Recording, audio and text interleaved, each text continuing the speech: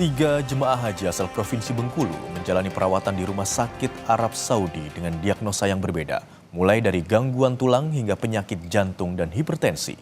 Tim kesehatan haji terus meningkatkan pengawasan, terutama bagi kategori yang masuk resiko tinggi.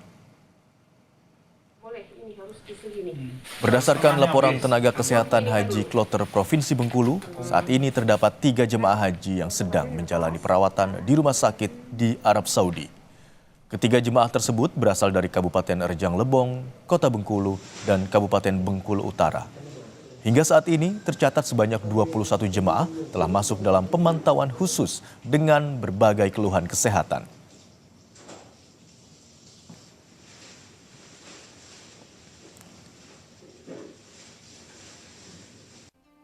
Visitasi jemaah haji Lesti sebanyak 84 orang, diagnosa terbanyak di mana jemaah haji terbanyak mengalami ISPA, Malaysia, Sepalgia, dan Myalgia.